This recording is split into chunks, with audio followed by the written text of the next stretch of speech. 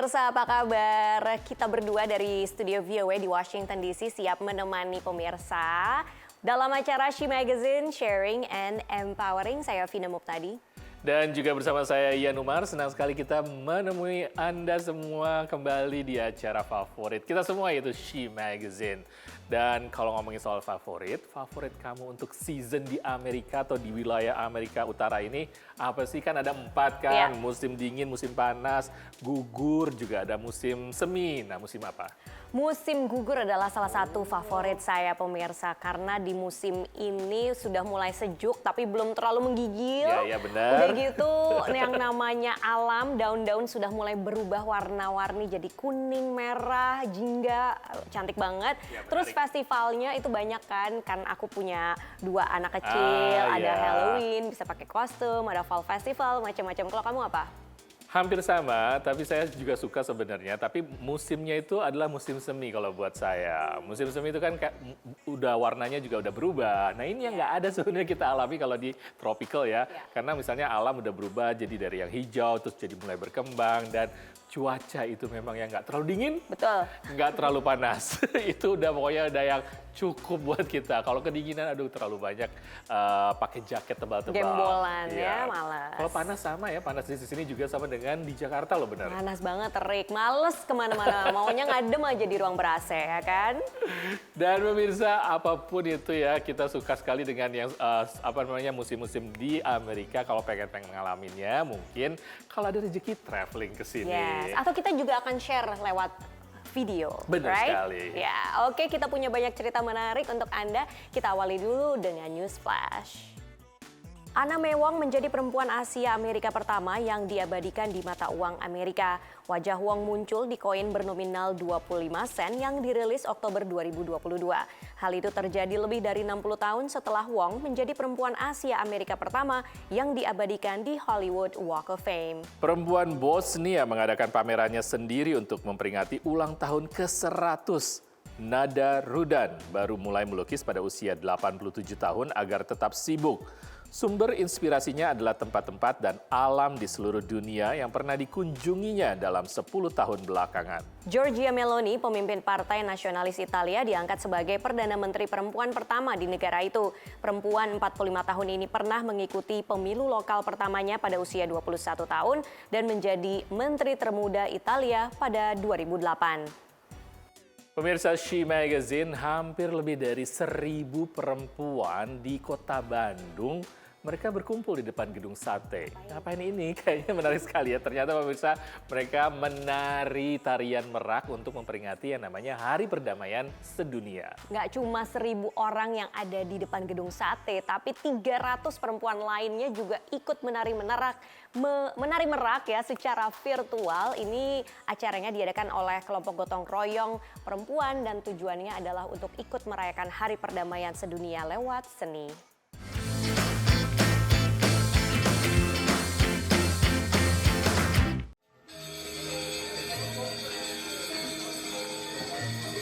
Kalau dari perspektif merak perempuan itu kan sebenarnya dia adalah voiceless gitu, jadi dia tidak bersuara. Nah, kita ingin mendekonstruksi ide ini untuk kemudian menghadirkan merak-merak perempuan yang memang bersuara. Untuk apa suaranya? Suaranya adalah untuk perdamaian dunia, suaranya adalah untuk lingkungan, untuk kesetaraan dan keadilan bagi umat manusia semuanya, khususnya untuk kesetaraan gender. Ide yang diprakarsai komunitas seni budaya gotong royong perempuan untuk merawat Nusantara ini berhasil mengumpulkan lebih dari 1.300 perempuan untuk bersama-sama menampilkan tari merak memperingati Hari Perdamaian Dunia.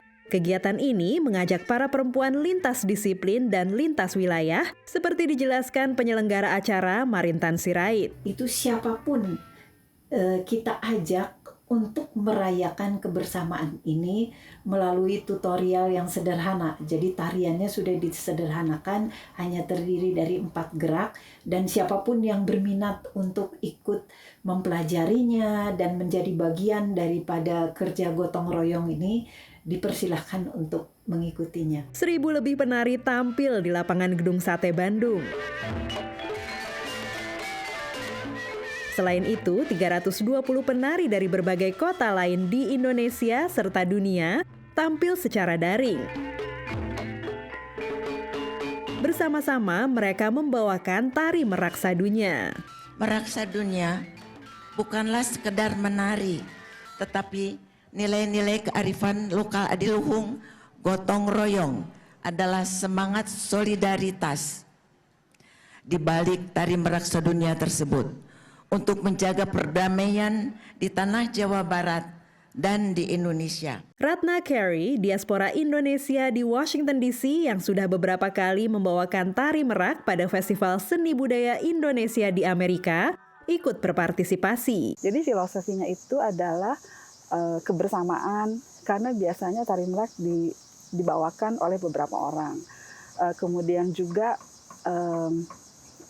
resilience, sustainable. Saya sebagai warga Indonesia merasa bertanggung jawab itu untuk memperkenalkan budaya Indonesia memang beragam dan sangat indah. Dengan kostum yang indah dan unik, para penari usia 3 hingga di atas 70 tahun yang telah berlatih keras selama beberapa bulan menyampaikan suara dan harapan mereka. Sebenarnya seni itu kan media yang cukup cair ya, yang bisa meleburkan berbagai macam manusia yang memiliki latar belakang yang beragam. Harapannya itu memang ketika kita terlibat secara tubuh, secara rasa dan secara auditif juga, harapannya adalah yang terbangun adalah kebahagiaan, bukan ketegangan. Sambil terus merawat Nusantara dengan cara-cara yang sederhana. Dari Washington DC, Dania Iman, Nia Iman Santoso, VOA.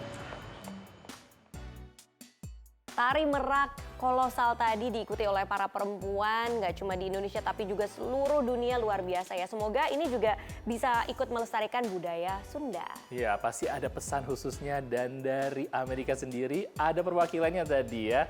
Seru sekali melihat para ibu-ibu ini berkreasi untuk seni dan juga perdamaian di dunia. Oke pemirsa, jangan kemana-mana, She Magazine akan kembali setelah yang satu ini.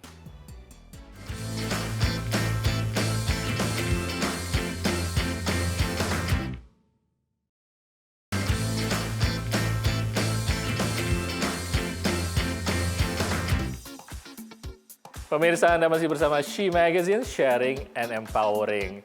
Cita-cita menjadi seorang pengajar dan juga pendidik ternyata sudah tertanam di jiwa perempuan ini, yaitu Sinta Herwantoro Hernandez. Kita akan berkenalan dengan perempuan ini yang juga adalah diaspora Indonesia yang tinggal di Amerika dan sudah cukup lama di sini dan berkarir sebagai seorang dosen dan juga sebagai seorang profesor di Community College di Amerika ya. Iya, jadi Community College ini adalah kayak kampus gitu ya. Ini diikuti oleh banyak mahasiswa setelah lulus SMA, dan ini relatif lebih terjangkau dibandingkan misalnya universitas-universitas di Amerika Serikat. Nah, Sinta ini dia menjabat sebagai dekan untuk program virtual di Montgomery College, dan langsung saja kita akan menemuinya dalam tayangan yang berikut ini.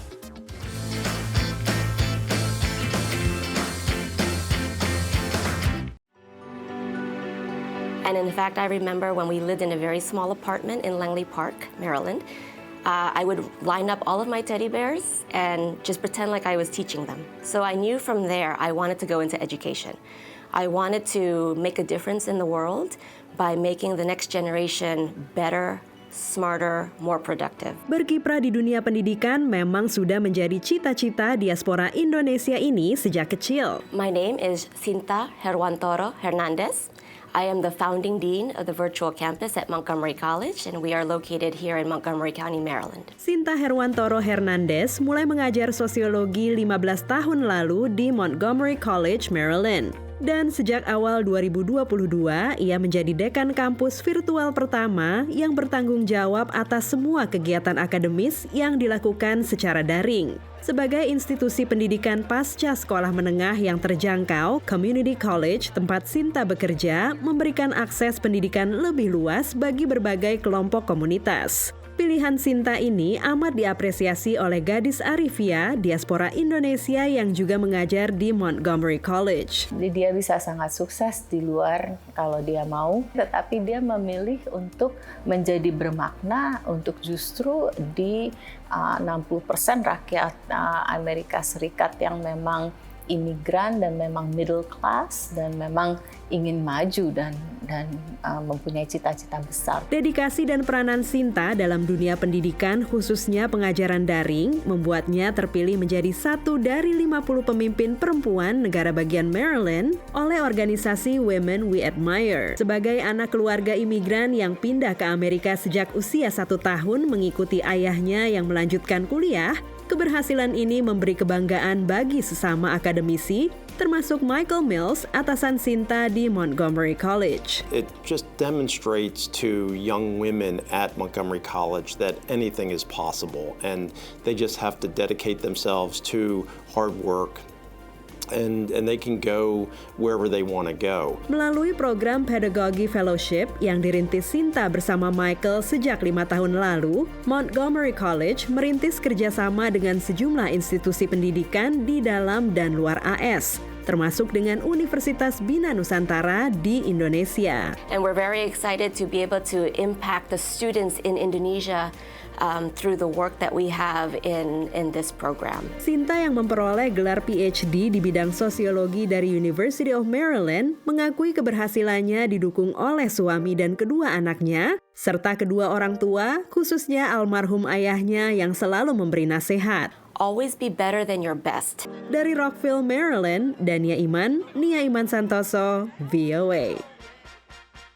Posisi yang ditempati sama Sinta ini bisa dibilang jabatan baru karena urusannya adalah program secara virtual ya kan, gara-gara pandemi sekarang pendidikan ya kan belajar dan mengajar juga bisa dilakukan secara virtual. Jadi ada manfaatnya, tapi ada juga ya sisi buruk dari gadget ya kan, terutama kalau buat anak-anak yang masih kecil kayak anak-anakku gitu kan. Benar-benar, ya. Ini sering banget di layar main HP segala macam. Nah, ini dikhawatirkan bisa mengganggu tumbuh kembang anak, begitu kata para pakar. Jadi gimana dong? Tapi ini adalah masalah ya. Problemnya adalah gimana anaknya untuk mendengarkan nasihat atau aturan orang tua kalau orang tuanya juga sibuk di depan gadget, ngeliatin WhatsApp grup keluarga, ngeliatin WhatsApp grup SMA atau alumni. Ini video pendek, TikTok. Video pendek, TikTok, dan itu banyak sekali jadi masalah memang.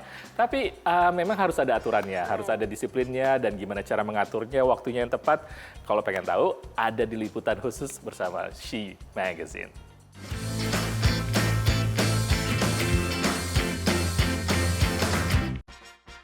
Dari pagi hingga petang atau bahkan lebih larut lagi, anak-anak hingga remaja terfokus perhatiannya pada media sosial, termasuk aplikasi video singkat.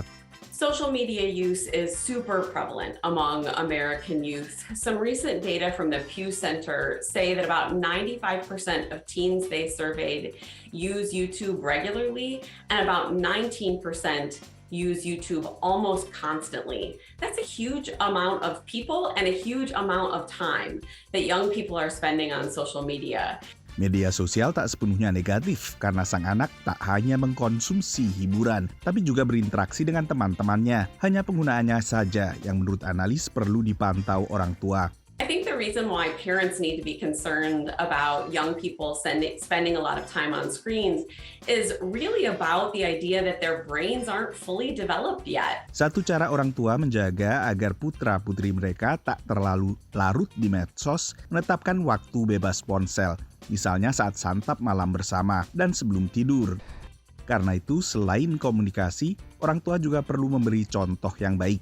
There are lots of additional apps out there that can help monitor screen time. But the bigger piece for me is thinking about how am I modeling great screen use and how am I mentoring my kids around great screen time use. So what conversations am I having around, hey, what are you looking at while you're there? How much time have you spent on this app or that app? What I notice is that you're responding this way after you've been on your screen, right? That's the mentoring part. And the modeling part really is, how are your kids seeing you engage? on your phone or your device, and what do they notice? Intinya jangan sampai interaksi dengan gawai menggantikan interaksi dengan orang lain di rumah maupun luar rumah. Kuncinya adalah disiplin. Bener kan? Kamu juga harus jujur sebenarnya dengan anak-anak bahwa kalau memang waktunya sekian persen sehari ya juga sama-sama begitu. Memberi contoh kan itu tidak gampang. Betul banget, betul banget. Dan ternyata di HP ya itu ada namanya screen time pemirsa, ada fitur. Jadi saya pakai sendiri tuh untuk ngingetin saya, udah 15 menit di Facebook gitu. Mau stop atau mau lanjut? Ya harusnya sih klik stop, tapi saya sering juga lanjut. Anyway, ya udah makanya pemirsa, mari kita bersama-sama belajar untuk menahan diri atau mengendalikan diri dalam menggunakan gadget. Dan She Magazine masih akan balik lagi setelah pesan-pesan yang berikut ini.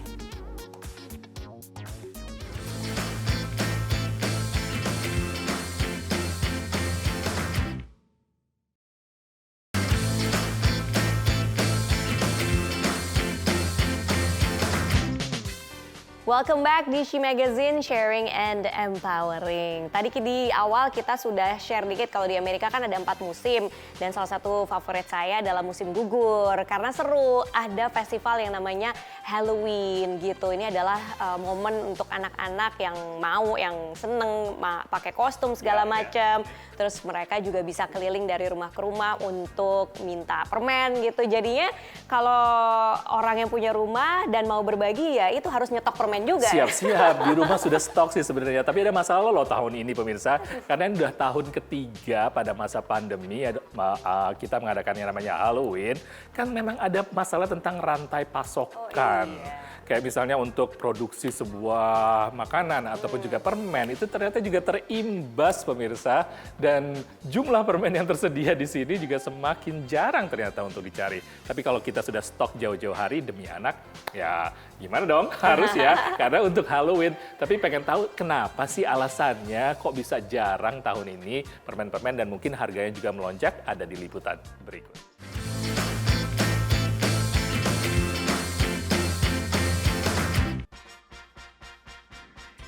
Di Riverside dekat Los Angeles, negara bagian California, warga sekitar dan pengunjung mendapat hiburan setiap menjelang Halloween 31 Oktober. The lights, the music, everything is really cool. Pasangan Melanie dan Mark sejak 2014 selalu all out menghiasi rumah mereka menjelang Halloween, perayaan tradisional yang ditandai dekorasi serba menyeramkan. Probably the biggest reason is just the smiles from the kids' faces. We have a lot of followers in this community that love this show, that come out every year to enjoy it with their family. I enjoy it. Like she said, we see, little kids and, strollers all the way to great-grandparents. They all enjoy the show. Dekorasi kadang dipasang sepanjang bulan, tapi acara puncaknya adalah pada Halloween sendiri, 31 Oktober, saat anak-anak keliling ke tetangga meminta permen. Tapi tahun ini ada yang lebih menakutkan daripada hantu bagi anak-anak yang ingin permen dan coklat. Throughout the pandemic, we've seen an increase in demand for candy, and this increase in demand was so unprecedented that many candy producers did not expect it. So the problem is that now that we're reaching Halloween, there's going to be an even greater surge in demand over Halloween. Produsen coklat Hershey's adalah yang pertama mengangkat ancaman kelangkaan ini. Banyak permen dan coklat buatan Hershey's diperoleh dari Jerman, negara yang sangat terdampak perang Rusia dengan Ukraina. With the stress of the war in Ukraine, as well as inflation increasing the prices on shipping, there can be sort of cogs along the way. And if you have a single cog within this kind of global network, it slows down the production process. And so that is also contributing to the shortage too. Federasi Retail Nasional memperkirakan setiap tahunnya penjualan permen untuk Halloween di Amerika Serikat bisa mencapai $3 miliar. Ternyata itu toh alasannya ya, tapi kita memang demi anak-anak ya untuk merayakan Halloween tetap harus ada permen di rumah. Ngomongin soal makanan, ini ada permasalahan mengenai makanan yang disediakan di sekolah, yaitu makanan di kantin, jadi kualitasnya itu harus diperhatikan. Kadang-kadang mungkin orang tua jadi concern ya, itu seperti apa sih kalau misalnya juga harus ada pilihan, contohnya untuk vegan food, itu gimana tuh? Nah iya, makanya sebenarnya di banyak sekolah itu sekarang sudah mulai menyiapkan berbagai opsi. Jadi memang ada yang meat gitu ya, tapi ada juga sekolah-sekolah yang mulai menawarkan meatless atau vegan option, karena kan diet anak, diet keluarga itu kan berbeda-beda gitu. Kita lihat bagaimana upaya sekolah untuk memfasilitasi kebutuhan anak-anak yang berbeda-beda dari segi nutrisi dan juga dari segi dietnya.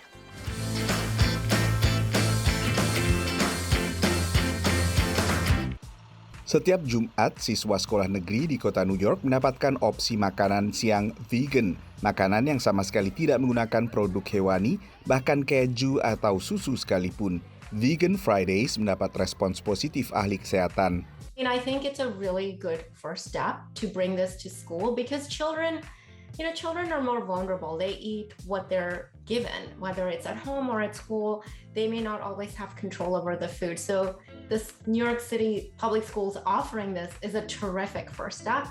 But we can do more as parents, as educators. We can teach kids why it's important to eat well, how this way of eating is going to serve them well, not only through their childhood, adolescence, but through their adult years.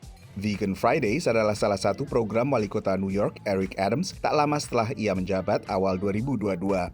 Sebelumnya, sejak 2019, sekolah di New York sudah memberlakukan Meatless Mondays, Senin tanpa daging, yang digagas wali kota saat itu Bill de Blasio. The Department of Education said that Vegan Fridays were built on the success of Meatless Monday, and most importantly, it's student approved. From what I understand, there will be healthy and fun menu items such as veggie tacos and black bean and plantain rice bowls. So it's really a big shift from where they were with dairy-heavy foods like grilled cheese and pizza to things that are more sustainable and healthier for our students. Selain New York, gerakan menawarkan opsi vegetarian bagi siswa sekolah juga berkembang di California dan kota besar lainnya seperti Chicago. Nah pemirsa, kalau di sekolah-sekolah umum di Amerika Serikat itu makanan itu waktu selama pandemi ya itu pernah digratiskan, at least di distrik dekat rumah saya. Dan sekarang sih sudah nggak gratis, tapi harganya sangat-sangat murah. Kayak misalnya hanya $2 per porsi, sedangkan kalau di tempat lain kan bisa $10. Jadi untuk apa ya, supaya anak tuh nggak kelaparan gitu. Dan sebagian orang tua juga menyediakan makanannya sendiri atau memberikan bekal kepada anaknya, menyiapkan. Yang teman-teman saya Indonesia juga sering loh ngebawain anaknya nasi goreng. Oh, enak banget. Tapi langsung diliatin sama teman-temannya di sekolah, karena itu makannya apa, bagi-bagi dong. Kemarin anakku bawa rambutan. Tuh kan, terus anak-anak beda. bulenya pada nggak tahu itu buah apa. Memang kalau makanan kita kalau dibawa ke kantor, ke kantin sekolah itu pasti mereka semua menarik, yang pengen lihat, pengen tahu, dan pengen sharing seperti apa. Betul. Pemirsa, ngomong-ngomong soal sharing, kita sudah sharing banyak sekali di She Magazine kali ini. Tentunya mudah-mudahan apa yang kami sampaikan di sini bermanfaat bagi kita semua. Namun sayangnya kita berdua harus pamit dulu. Saya Ian Umar. Dan saya Vina Muqtadi sama kru She Magazine yang bertugas hari ini pamit dulu. Kita ketemu lagi minggu depan ya. Sampai jumpa.